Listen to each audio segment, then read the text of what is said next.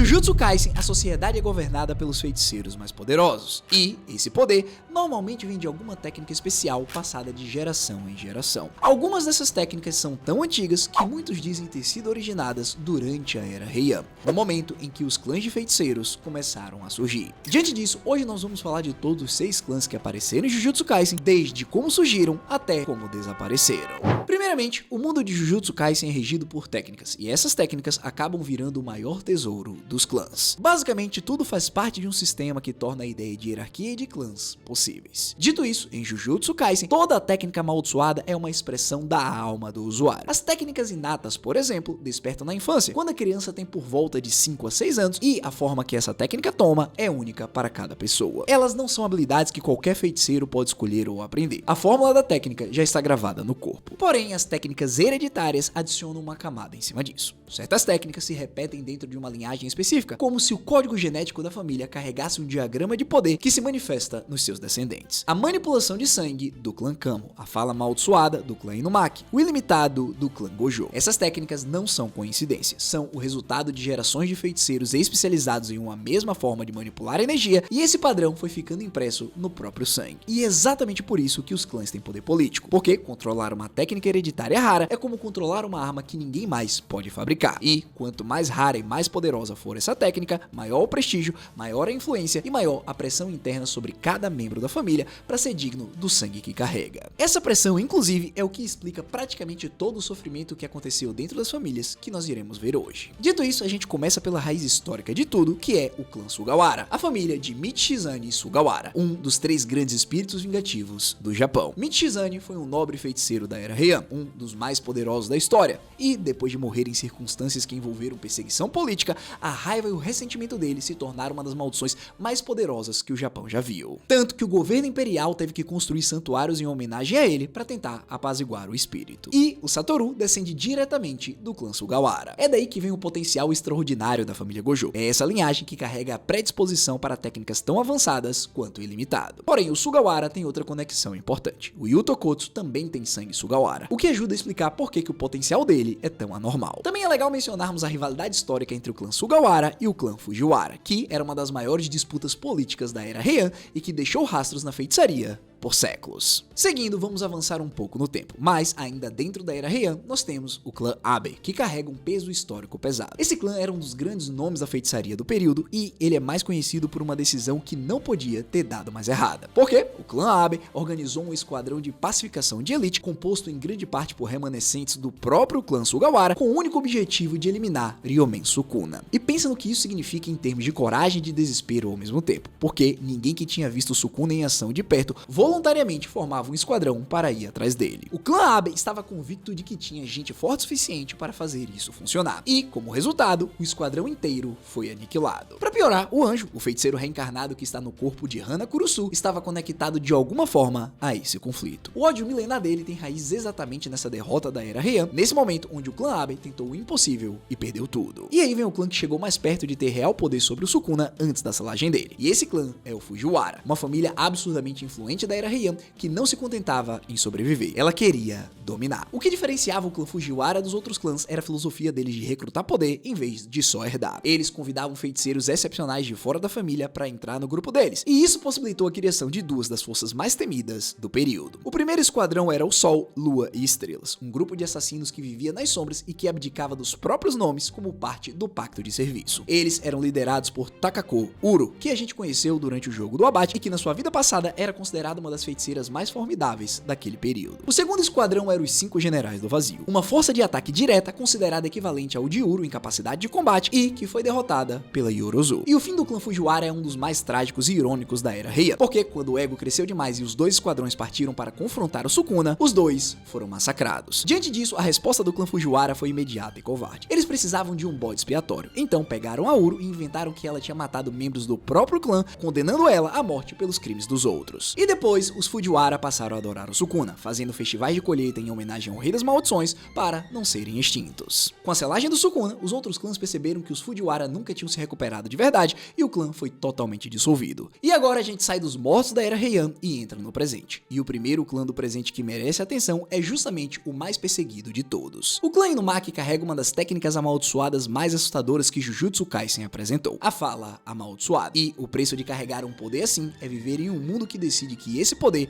não pode existir livremente. A mecânica é simples e aterrorizante. O usuário da fala amaldiçoada reforça as próprias palavras com energia amaldiçoada e as ordens que ele emite se tornam compulsórias para quem escuta. Não é uma sugestão, não é uma hipnose, é uma ordem. Um pare e o alvo para. Um exploda e o alvo explode. O problema é o impacto que o usuário sofre ao utilizar esse poder. Quanto mais forte for o inimigo e quanto mais poderoso for o comando, maior o controle que a técnica exige sobre o próprio corpo e também maior o recuo. Por exemplo, o Toge lá no capítulo 46, na luta contra Hanami, quase que perdeu a vida quando utilizou a sua técnica para mandar a maldição explodir. Baseado nisso, para evitar que qualquer palavra cotidiana vire um ataque acidental, os usuários do clã Inumaki limitam o vocabulário do seu dia a dia. E para piorar, o clã sofre perseguição ativa dentro da sociedade Jujutsu, com políticas que visam controlar e, em casos extremos, eliminar feiticeiros nascidos nessa linhagem. O Toge era o único representante amplamente conhecido na era do Gojo, e, antes do Yuta chegar na escola, ele era tratado como um dos estudantes mais promissores. O fato de uma técnica tão poderosa estar confinada em uma linhagem tão reduzida e perseguida é um dos casos mais claros de como o sistema Jujutsu se alimenta de medo para manter o controle. E aí, pessoal, deixando tudo isso de lado, chegamos nas três grandes famílias. Os clãs que há mais de 1000 anos dominam a política, a hierarquia e a distribuição de poder dentro da sociedade Jujutsu. O clã Kamo, o clã Zenin e o clã Gojo. E o que esses três têm em comum, além das técnicas poderosas, é que cada um deles representa uma filosofia diferente de como o poder deve funcionar. O Kamo acredita na linhagem e na tradição.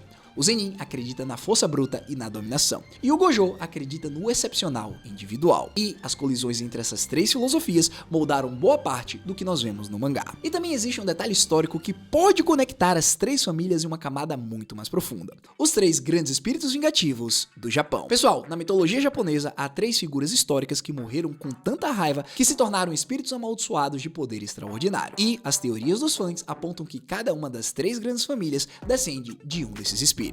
O clã Gojo, como mencionamos anteriormente, descende de Michizane Sugawara, confirmado canonicamente. Agora, o clã Zenin possivelmente descende de Taira no Masakado, um guerreiro que foi decapitado e ainda assim continuou causando terror. E por fim, o clã Kamo possivelmente descende do imperador Sutoku, que escreveu maldições com o próprio sangue antes de morrer e de que cujo caixão dizem que brotava sangue espontaneamente. Baseado nisso, vamos começar falando do clã Kamo, que é descrito como conservador, tradicionalista e intimamente ligado aos superiores da sociedade Jujutsu, a cúpula que governa o mundo da feitiçaria. Essa família valoriza linhagem acima de quase tudo. Acredita que a pureza da técnica hereditária deve ser preservada e é o tipo de família que faz julgamento sobre o valor de uma pessoa com base no nome em que ela carrega. E a técnica deles, a manipulação de sangue, é uma das mais versáteis do mangá inteiro. Ela permite ao usuário controlar o sangue fora do corpo, transformando um fluido biológico em arma de múltiplas formas. Para vocês terem uma ideia, dá para criar projéteis perfurantes de sangue endurecido, disparar flechas de gotículas comprimidas em alta velocidade, alterar a própria pulsação para aumentar a velocidade ou força temporariamente. O Noritoshi Kamo jovem que a gente viu na série principal carrega bolsas de sangue extra durante missões exatamente porque usar a técnica no limite significa se esvaziar literalmente. Contudo, pessoal, a reputação do clã Kamo foi marcado para sempre por uma infâmia que na verdade não foi culpa deles. O nome Noritoshi Kamo ficou registrado na história como o feiticeiro mais maligno que já viveu, o responsável por experimentos que geraram as pinturas da morte, os fetos híbridos de humanos e maldições que incluem o Chozo, o Eso e o Kichizu. Porém, a verdade é que o Kenjaku havia habitado o corpo de um Noritoshi Kamo na Era Meiji, utilizando a identidade da família como cobertura para experimentos que a família nunca autorizou. No fim, o clã se perdeu completamente, e pelo que vimos na sequência de Jujutsu Kaisen 68 anos no futuro, eles nem aparecem. Agora, a gente avança e chegamos no clã que é provavelmente o mais detalhado e o mais brutal de todo Jujutsu Kaisen.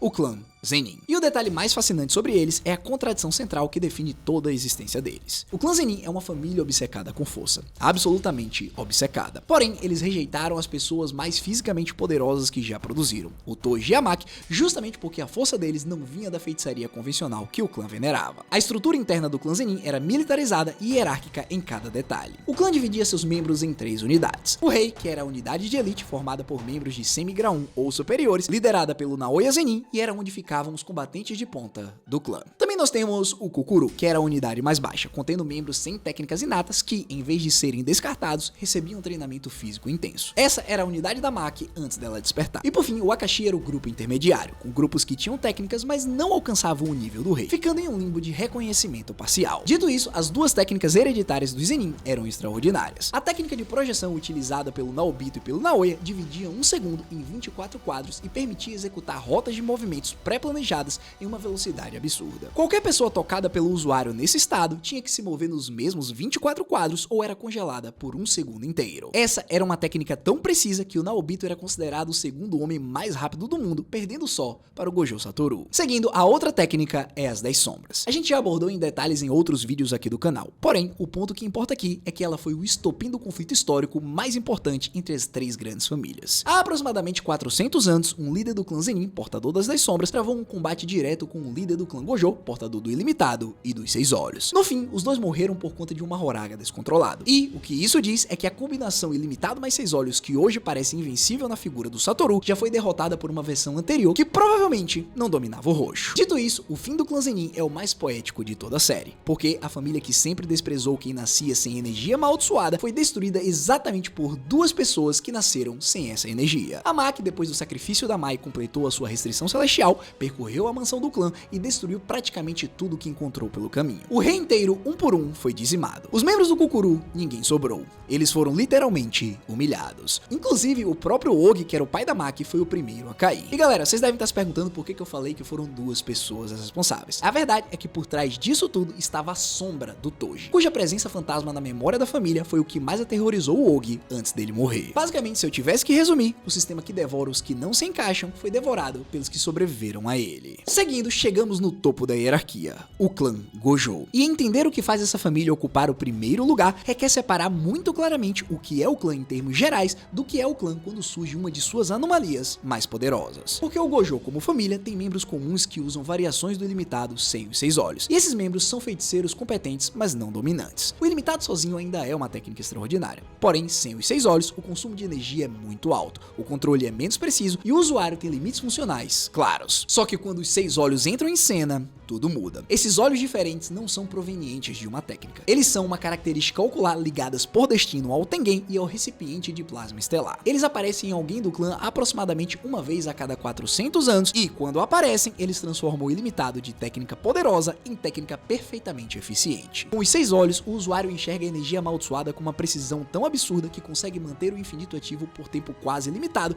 consumindo essencialmente 0 de energia. Aqueles que possuem essa característica também conseguem analisar técnicas inimigas em tempo real, conseguem calibrar os ataques com exatidão cirúrgica e conseguem processar informações de combate em uma velocidade que vai além da percepção humana normal. E o Satoru Gojo é a versão mais completa que essa combinação já produziu, porque além de ter os 6 olhos e o Ilimitado, ele dominou a técnica amaldiçoada reversa, o vermelho, o roxo e alcançou o controle do domínio a um nível onde o vazio do infinito simplesmente sobrecarrega qualquer mente que entrar em contato com ele. A frase que o próprio Gojo usa para descrever a si mesmo não é arrogância, é diagnóstico. Ele, com um exército de um homem só, poderia enfrentar praticamente toda a sociedade Jujutsu. O único ser que esse diagnóstico exclui é Ryomen Sukuna. Dito isso, tem uma última peça do clã Gojo que é válido a gente comentar. Yuta Okkotsu. Como falamos no início desse vídeo, o Yuta é parente do Satoru porque ambos descendem de Michizane Sugawara. Porém, a Uro, durante o jogo do abate, sugeriu que o Yuta tem sangue do clã Fujiwara, o que faria dele uma mistura de linhagens historicamente rivais em um único feiticeiro. Galera, isso nunca foi confirmado, nem imagino que vai ser. Mas, de qualquer forma, depois dos acontecimentos de Shinjuku e da morte do Satoru, o Yuta assumiu a liderança do clã Gojo e se casou com a Maki, que era a líder do clã Zenin. Com isso, como nós vimos no futuro 68 anos depois da história principal, os 3 grandes clãs deixaram de existir e só realmente quem ficou foi o clã Gojo